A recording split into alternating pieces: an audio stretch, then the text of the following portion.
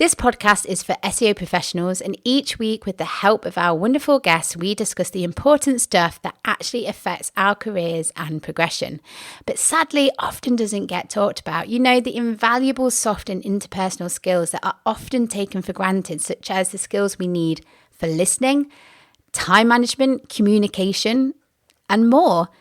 We also talk about the big issues that affect us and our careers, such as burnout, imposter syndrome, self-belief, saying no, plus other big issues and obstacles.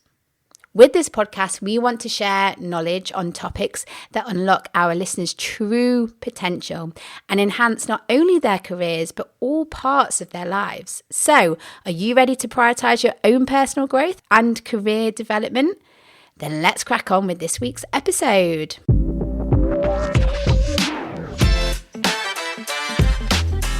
Hello, and thank you for joining us for another episode of the SEO Mindset podcast, where your hosts are myself, Tazmin Suleman, and my dear friend Sarah McDowell. Episodes come out every Thursday, and this week I'm talking to Alice Rowan about the tricky topic of how do you market yourself without feeling awkward, which I know for the majority of us is true. We do find it difficult. And what Alice in this episode is talking about and sharing with us is how she combats it and leaves us with a lot of actionable tips, gives her strong views on self-care in her usual straightforward manner, but she was on best behaviour. Now, who is Alice Rowan? She would describe herself as your friendly neighbourhood no-nonsense website copywriter. That's not the word she uses, but that's a word I'm using. And an SEO nerd. Her speciality is getting really chaotic websites, detangling them so the messaging is improved, the conversion is better, as is the user experience. Before we talk to Alice, a reminder on how you can support Sarah and myself with this podcast. One way is to donate via the Buy Me a Coffee. There is a link in the show notes. And the other way is to share far and wide with anyone that you know that is interested in personal development about the podcast. So now let's talk to Alice.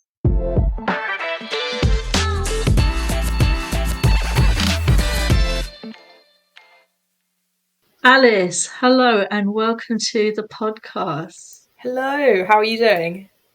I'm really well. I'm really, really well. How about you? Yeah, I'm very well, thank you. Well, firstly, thank you for agreeing to record in the midst of your house move. That's all right. Well, thank you for having me. I've been really excited about recording with you because the topic is absolutely something that I think doesn't get discussed enough, and it should be, because at the end of the day, so many of us, well, all of us that have got a job or are freelancing or have a business, we're all in sales, and something that I don't think we talk about enough. And I want to share with you one of my biggest memories of you that just blew my head away when I watched you at Brighton SEO on the big stage. And what blew me away wasn't just the content, it was how you were delivering. And it reminded me, it was like 12 steps to optimize your website, something like that. It's basically like a 12-part process of how to write website copy effectively. Yeah. That wasn't the exact title, but it was a year ago. So yeah. And you were saying, and this is point number 1 and point number 2, which anyone would expect, because if it's 12 points, you're going to go through each point, right? And then you said, don't worry about writing all of this down. At the end, I will be offering you a checklist that you can download. Yes. And I thought, whoa, I've never heard anyone do that.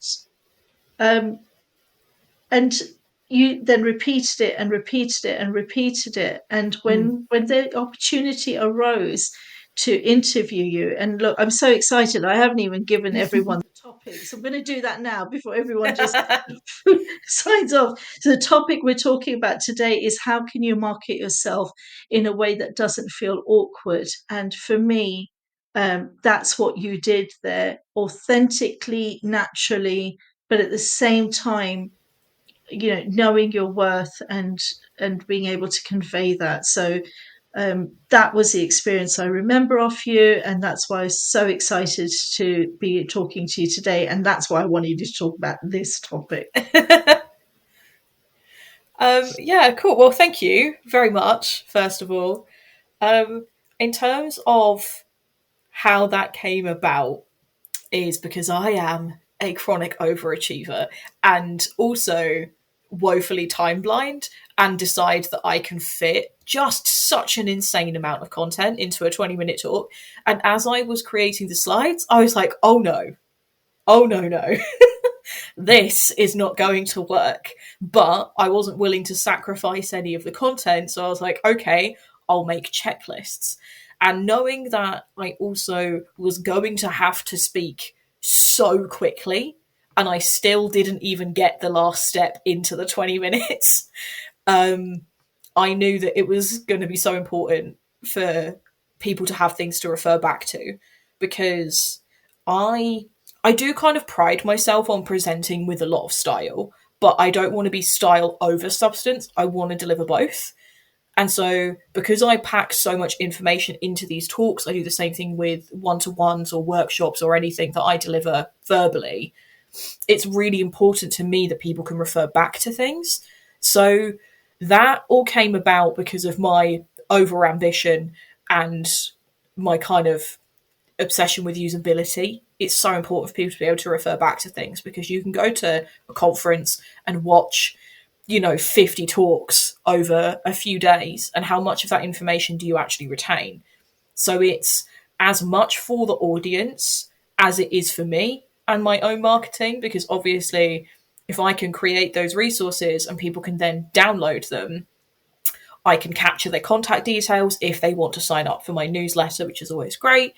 And that's great from a marketing perspective, and creating a longer pipeline. And also, those checklists and all the extra resources, they're all branded. So, and they all have links to my website. So if people refer to them 6 months, a year, 2 years, 5 years later, they're like, oh yeah, I remember Alice. She was the slightly manic one with the really bright hair at Brighton SEO that time. Let's see what she's up to now. Yeah, I think that's fantastic, and I think what you and I understand the reasoning that you did what you did, but what you also did was you were able on a large stage to market yourself in a way that didn't make anyone feel cringy. How, first of all, what does it mean to market yourself, and why does it feel awkward for so many?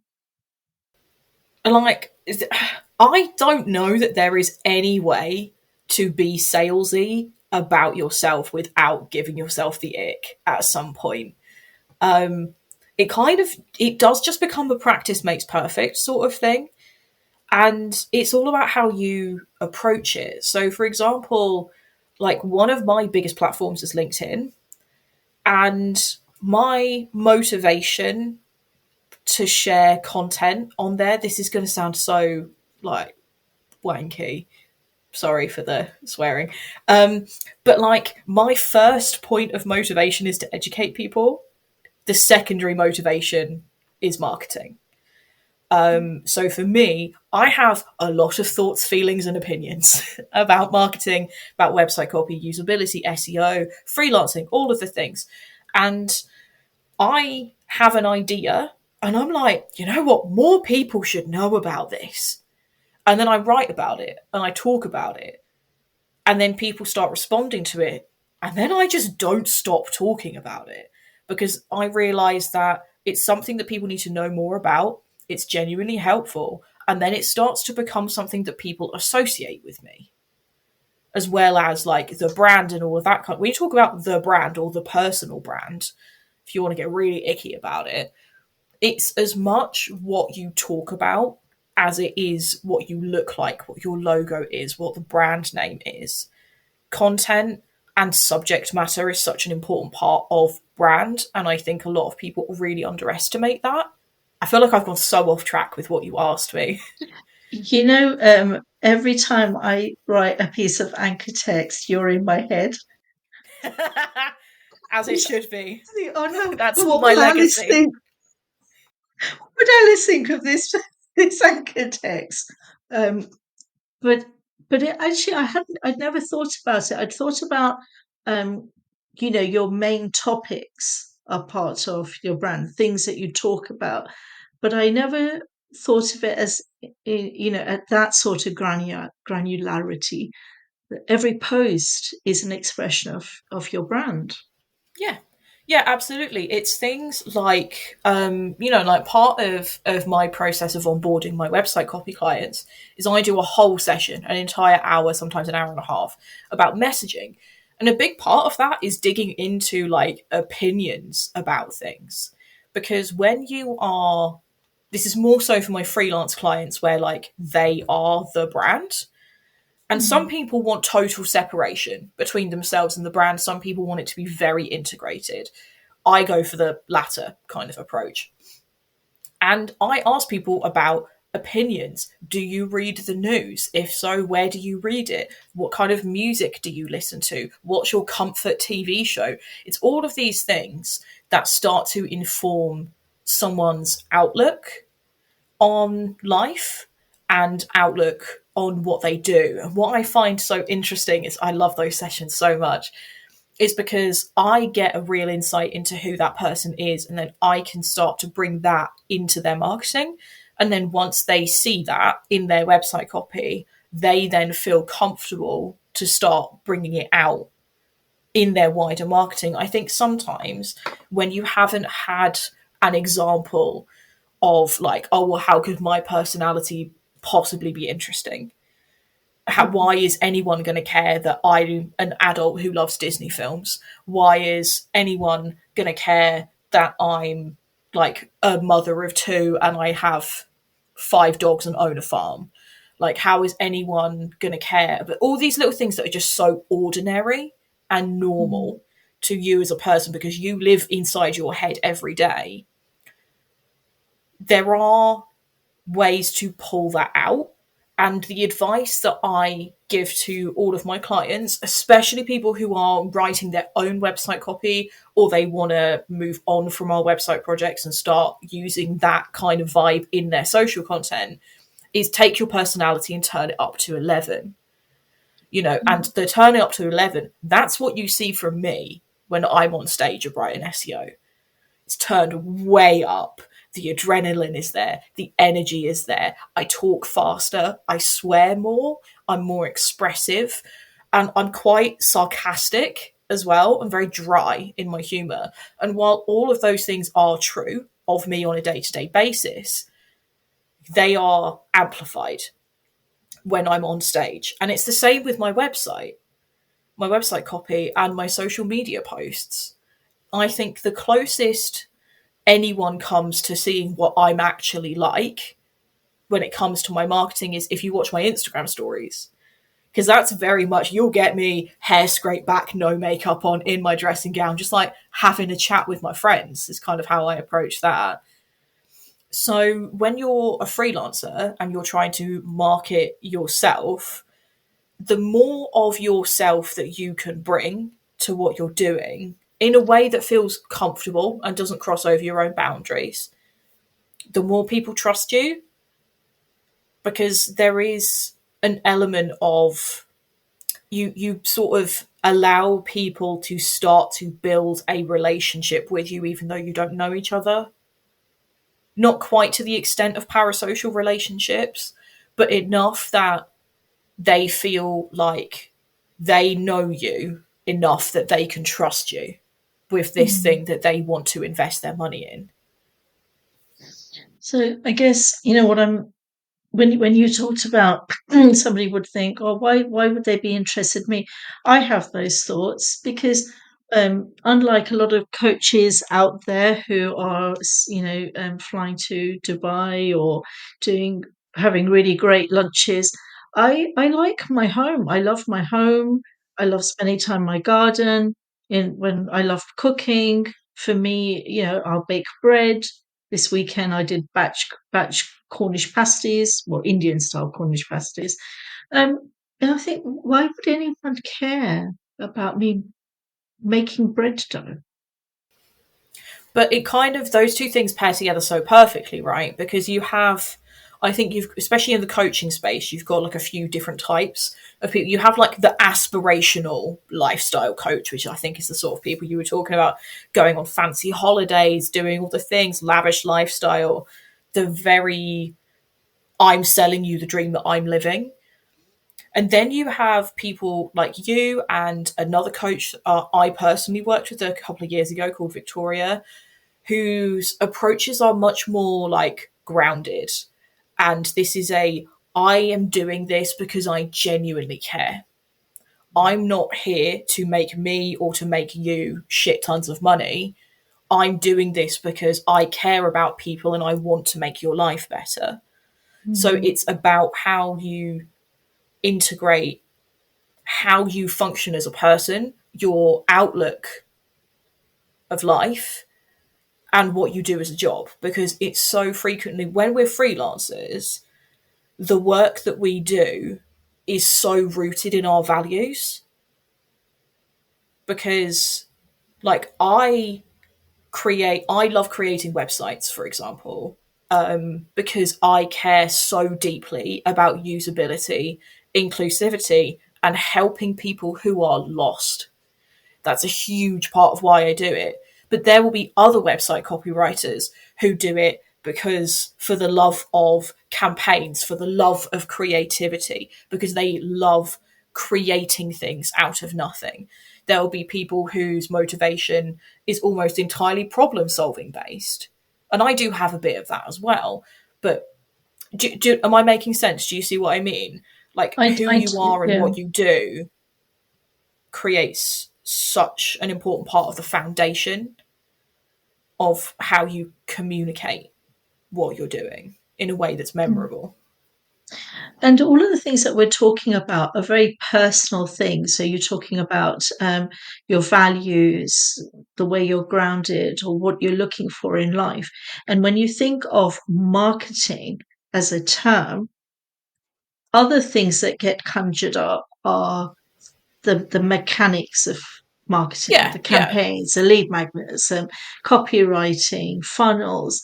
And it's the two worlds are very, very different. You know, here you've got a Yeah. very well-oiled machine and Mm, very structured, and more or less, you know, everyone has the same, should follow the same procedure. If I look at mm, so much what's out there, you need to be having one lead magnet and then an email sequence of 5 mm-hmm, emails and then this and then this.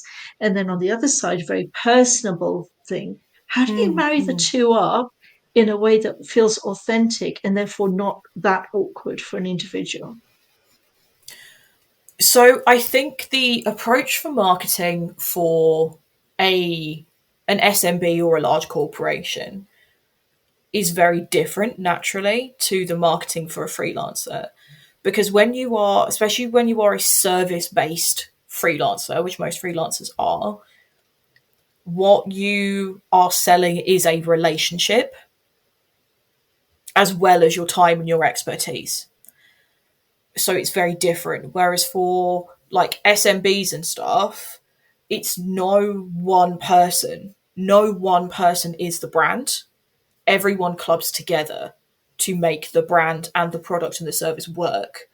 So the approach from inside the business and outside the business are very different. So with the way I like to think about it, right, is in when you're a freelancer, the marketing machine supports the person. When you are in a larger company, the people support the marketing machine. So That's when you really talk about interesting. logistics and things like that, I have an email list. I have a few small automations going to make sure, you know, like I have, for example, if someone puts in a website inquiry over the next 2 weeks, they will get an automated email saying that I'm currently out of office because I'm moving house.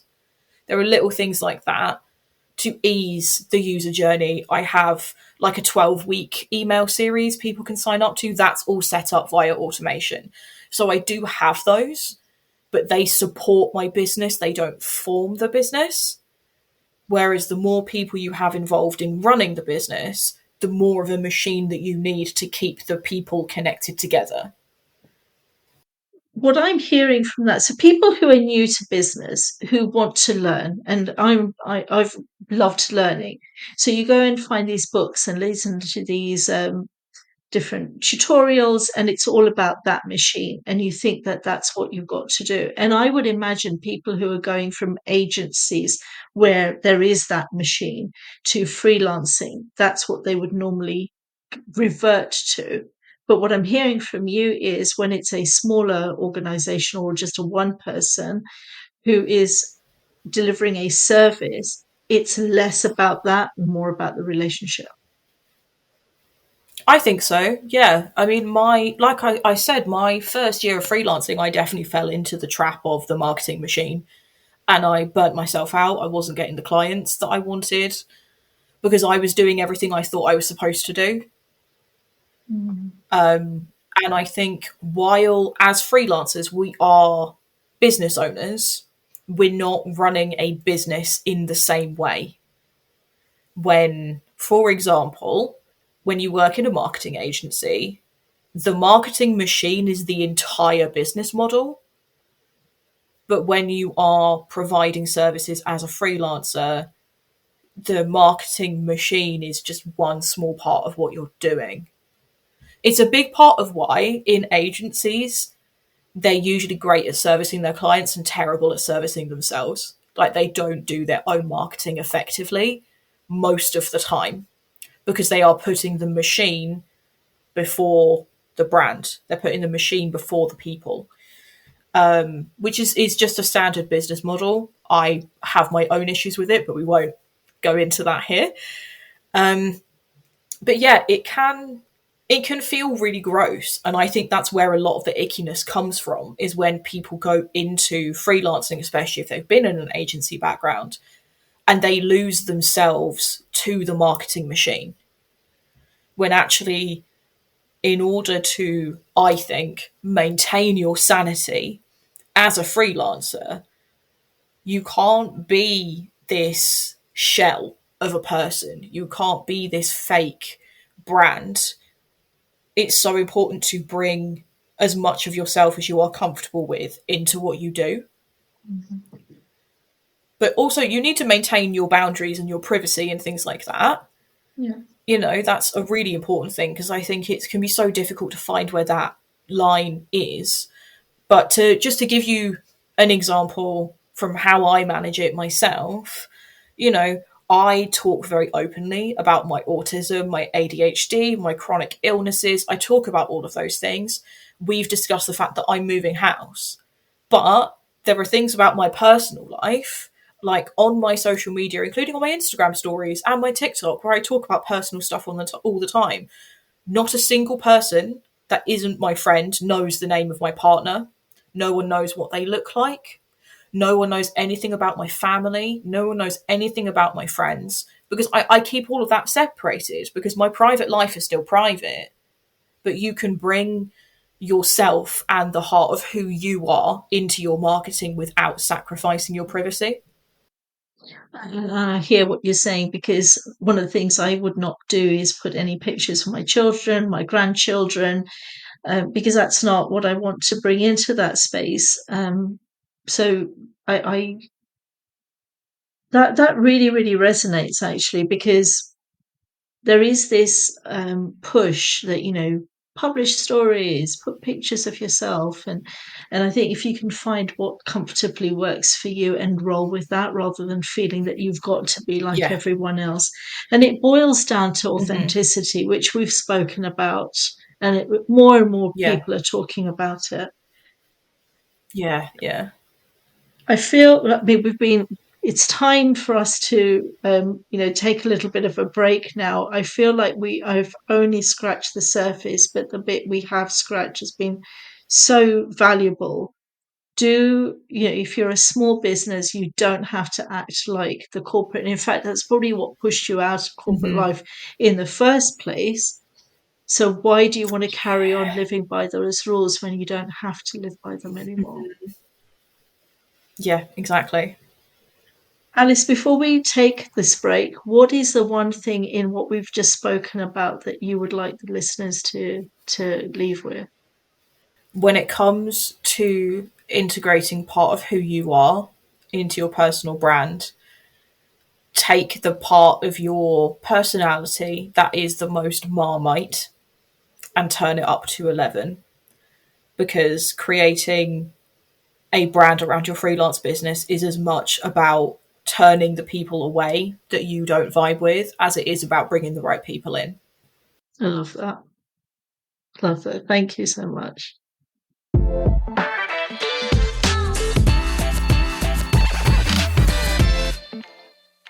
Sarah here. And me, Tazmin. And don't forget me, Jack. So, gang, what are we all doing here? Jack, why don't you do the honours?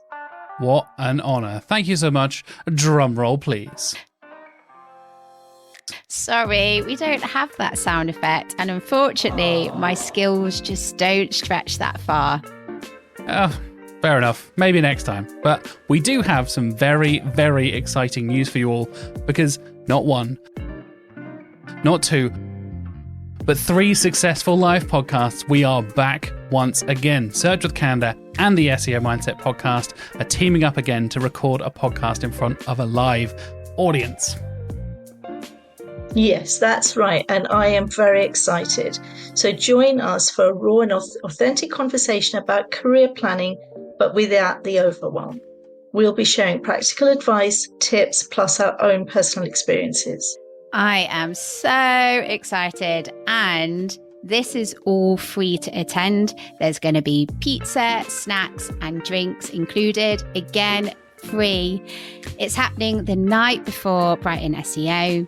We're starting at 7 on Wednesday, the 2nd of October. Tickets are now up for grabs, and last time we sold out. Well, technically, we sold out twice. So if you are interested in joining us, please, please, please grab your tickets now before they all go. And help us spread the word as well. If you or your colleagues or your friends are going to be in Brighton or attending Brighton SEO coming up in October, the more the merrier. Please all come along and join us. We'll pop a link in the show notes so you can get more information and grab your tickets. We look forward to seeing you on the night. SEOs. Have you heard about Stat? Stat is a SERP tracking and analytics platform built for tackling large-scale SEO with accuracy and ease. Whether you're in-house or at an agency, juggling multiple sites, millions of pages, or just a ton of keywords, Stat tracks your search performance at scale without falling over. And since each Google SERP is a treasure trove of consumer research and made of more than just rankings, Stat is more than just a rank tracker. From SERP features to competitors, search volume to share a voice, you'll get everything the 100 Results SERP has to offer, parsed, analyzed, and delivered right to your doorstep every single day. It's pretty much the ultimate SEO insights tool. And with Instant Insight, you can unlock new search opportunities, drive more visibility, improve the value of the SEO work you do. Want to learn more about how you can succeed with Stat? Head on over to www.getstat.com or follow the link in the show notes.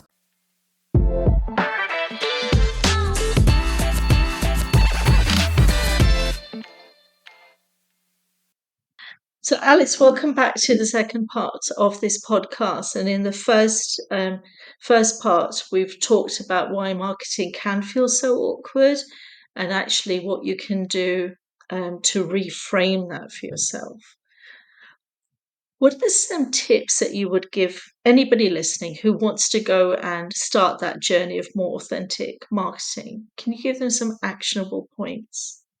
I think, okay, particularly when it comes to social media, right, and this is a real big one, so many freelancers feel the cringe in a really big way around LinkedIn. I get it. It's full of hustle bros. It's full of a lot of crap. A few things for surviving on LinkedIn. Whenever you see a hustle bro pop up, block them. You don't need that in your life, because that's someone who is going to be telling you that you have to do things a certain way, that you have to be building a 6-figure business, that everyone has the same 24 hours in a day. These people are deluded. And a lot of them are, frankly, in a bit of a like multi-level marketing course selling scheme. So beware and stay away. When it comes to marketing yourself, such a huge thing I think people forget is if something that you post flops, the beauty is barely anyone saw it and no one's going to remember it. So it doesn't matter. No one is going to see every single bit of content that you post.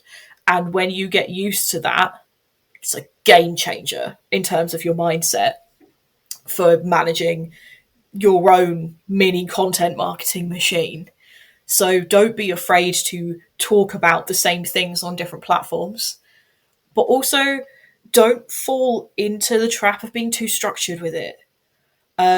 This might be just a personal thing for me because of my ADHD, but let me tell you, every quarter, without fail, I sit down with a spreadsheet and I map out every Instagram post, every LinkedIn post, every newsletter, every blog for the quarter. I stick to it for maybe 2 weeks. And my best performing posts are things that I write on the fly. So if you want a healthier relationship with social media than I do, grab a notebook, write it down in a notebook. I personally I could be at the gym, about to go to bed, or I don't know, out doing my food shopping, hanging out with friends, just come off a client call, whatever. And then I'm like, oh, I've got an idea for a LinkedIn post. Write it, schedule it up. And I do it there and then, most of them are done on my phone, which is why, please don't tell anyone this, my LinkedIn posts are riddled with typos when they go live because my phone loves a bit of autocorrect. I do fix them, usually. But yeah, LinkedIn's where I get most of my business. So I definitely find that the posts I write on the fly get so much more engagement. And people are so much more interested in what I'm saying because it's not robotic and structured and, oh, I have these marketing pillars and I have to talk about that. Just allow yourself to get excited about what you do and let that come through.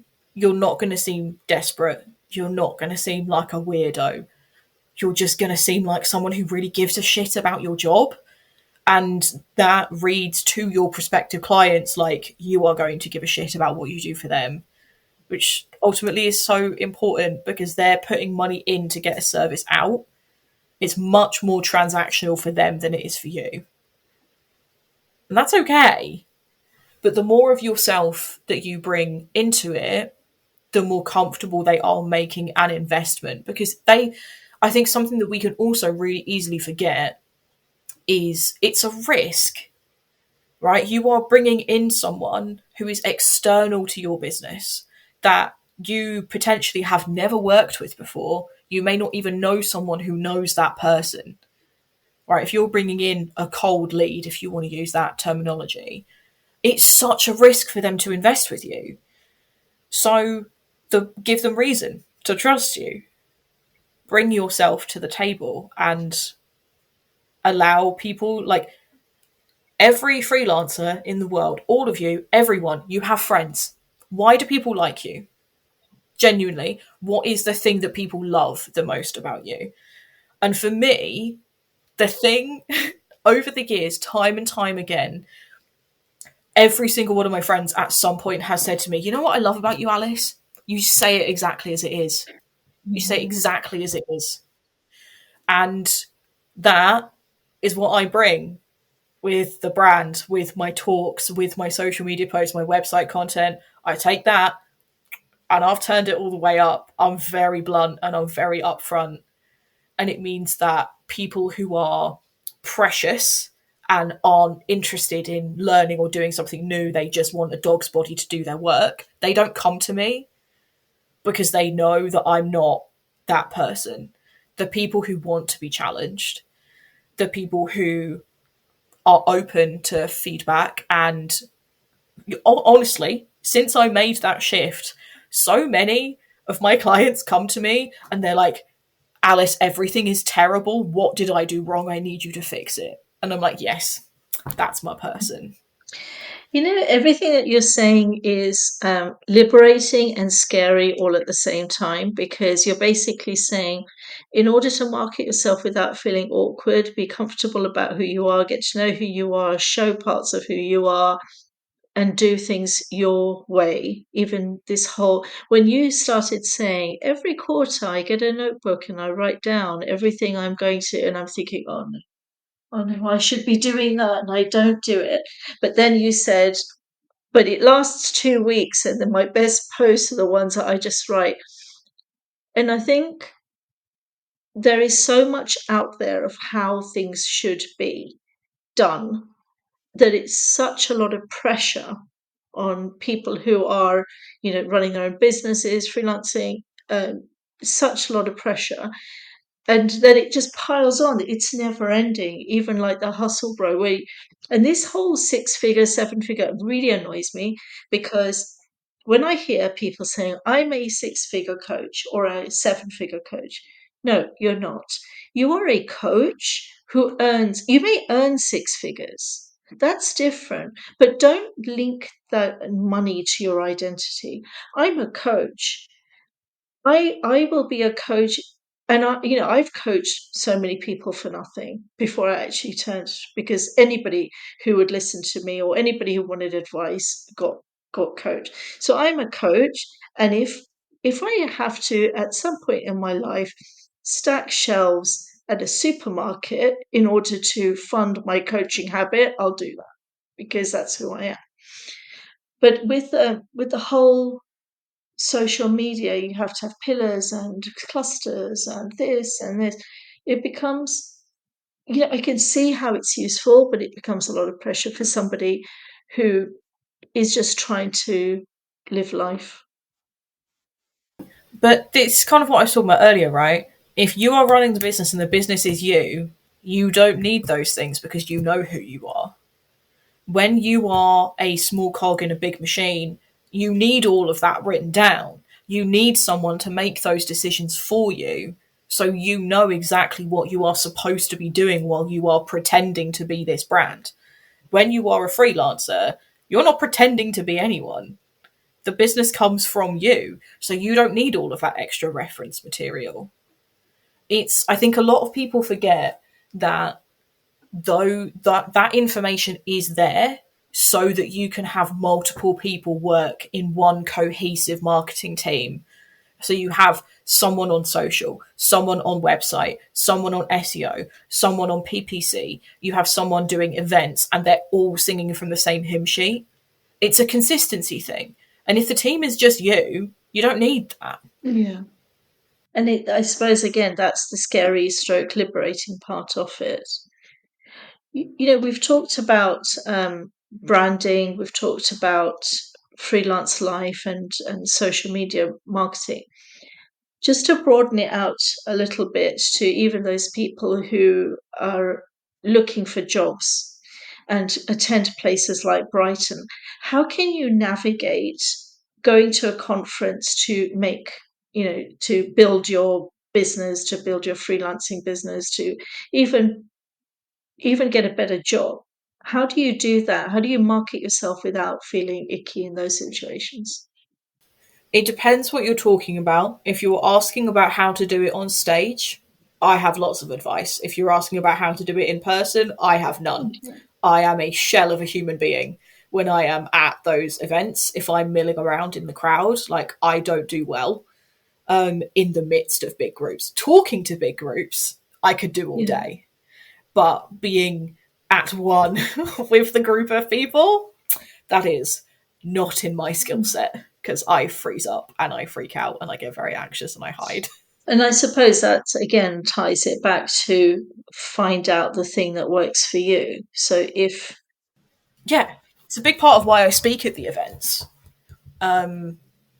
because I know that's in my skill set. Don't get me wrong, I still second guess myself and I still freak out. I have the same freak out every time before I go up on stage. What if I crack a joke and no one laughs? What if I can see people in the audience and they look bored? What if no one likes me? What if no one cares? What if no one posts about it? All these what ifs. And then I get on stage and that's never the case. It never happens. People love it. I don't mean for that to sound like I'm tooting my own horn, but like, so as I've mentioned earlier, I'm autistic and I've got ADHD. I have been masking my entire life. My entire life has been a preparation for me to be on stage and project a version of myself that I know people vibe with. Mm-hmm. I've had years and years of practicing for that.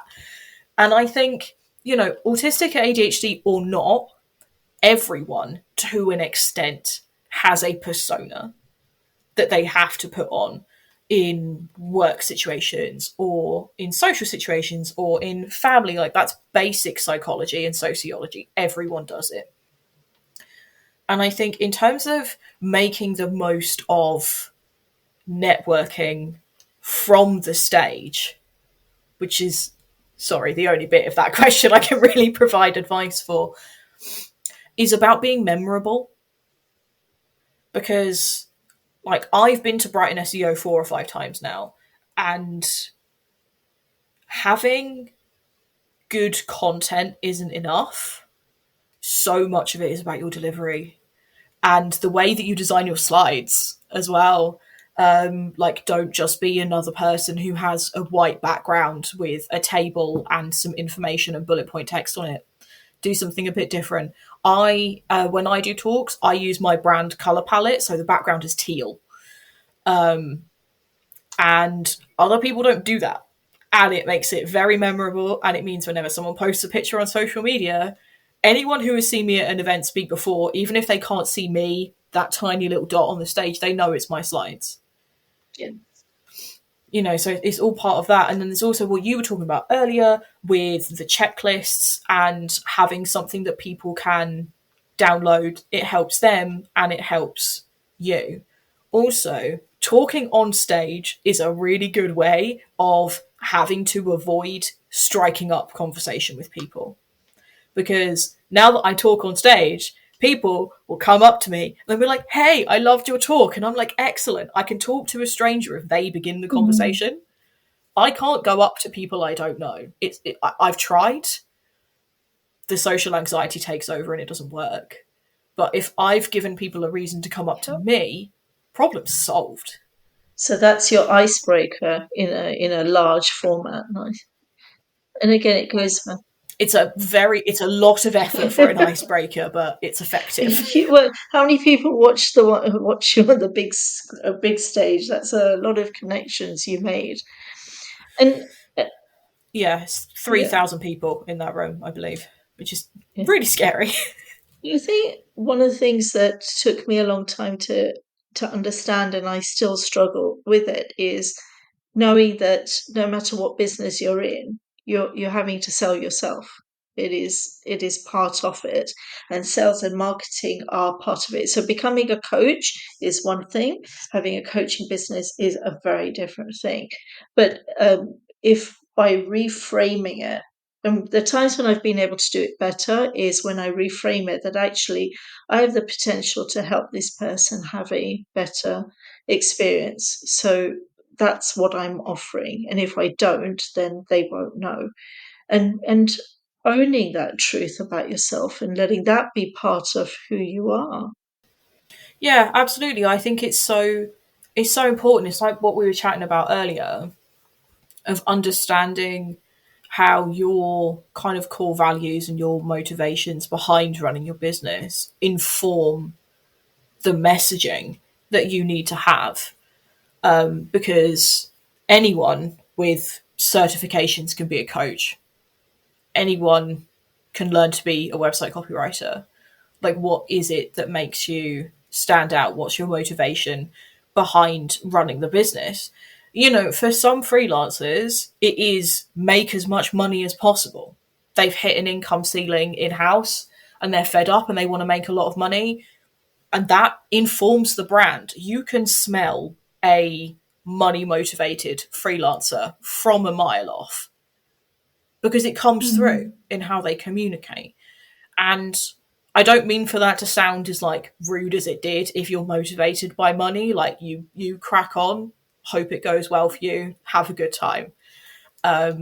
but you can always tell. And then also people who are in what I would consider to be like care focused service based businesses, like coaching, for example, or therapy, or those sorts of things. I think there is quite often, or that, you know, depending on your motivations, that very nurturing, caring side of things naturally comes through. Because in the same way that who you are as a person, your life experiences, your opinions, even your like political views, all of those things, they naturally inform the way that you speak to people. There's no reason for it to be any different when it comes to your business. It's just understanding where the lines are, like the things that you don't talk about.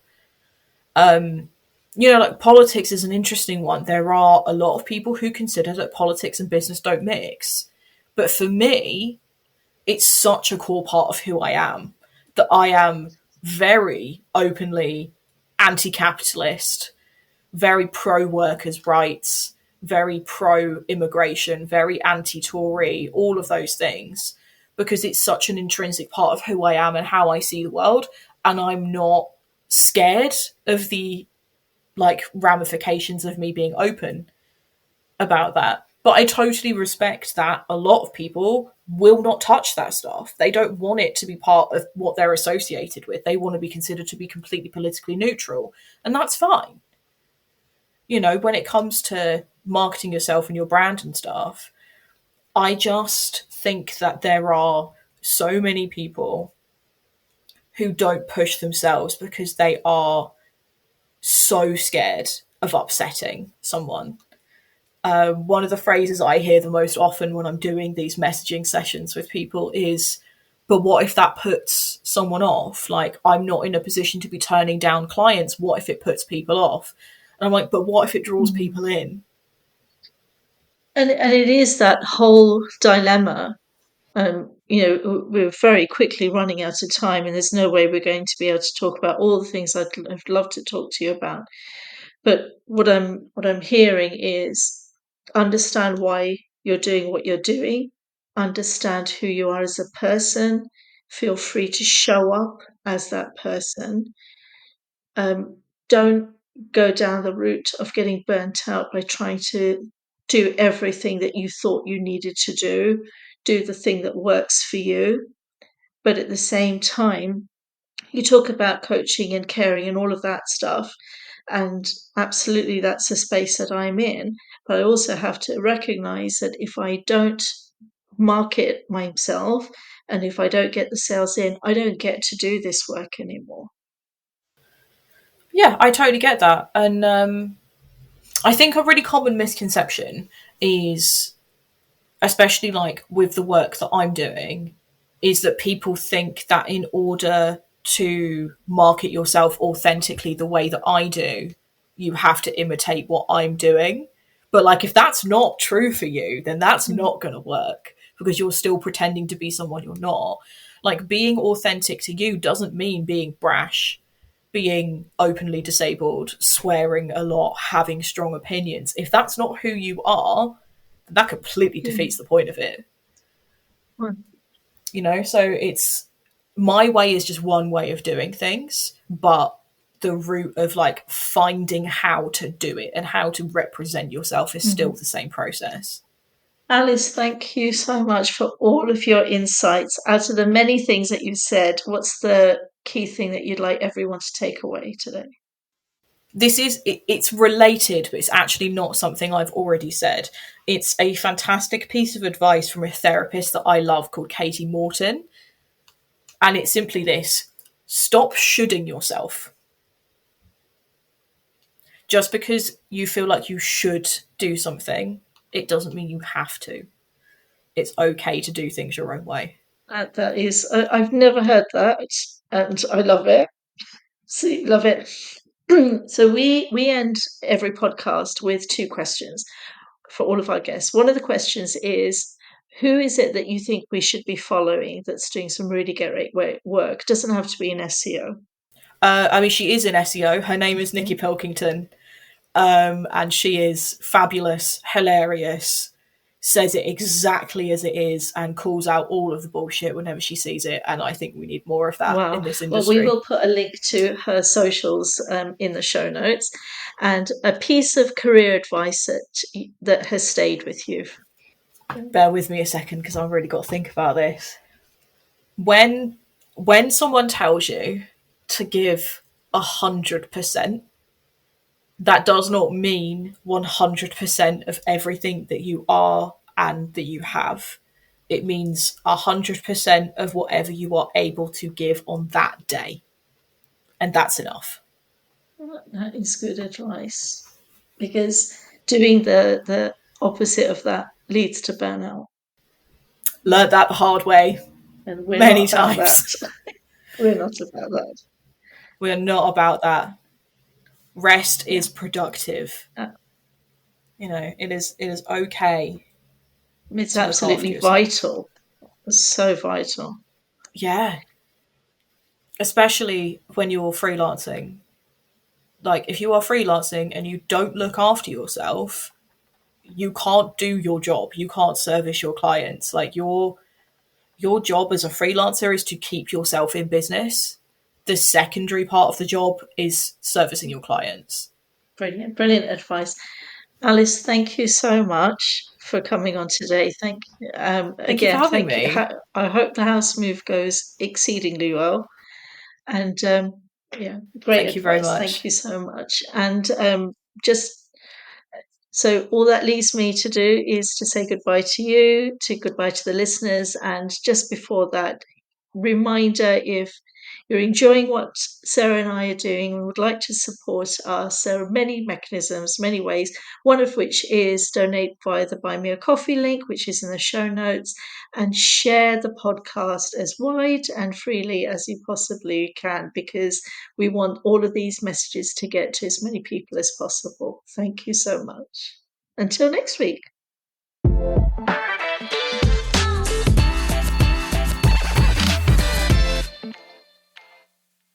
Hey SEOs, are you ready to strike more eureka moments? Then you'll need the ultimate SEO insights tool, Stat. Stat delivers precision SERP insights in any location, on desktop and mobile, every single day, for keyword counts that start in the thousands. There's no more guessing who the competition is or how you measure up. Stat's powerful share of voice metrics and robust competitor tracking will keep you in the know and on top of the SERPs. With one-click CSV reports, handy APIs, and pre-built Looker Studio connectors, you can even take your SERP data to go to fuel deep analysis and ambitious experimentation. And that's just scratching the surface. Learn more about Stat at www.getstat.com or follow the link in the show notes.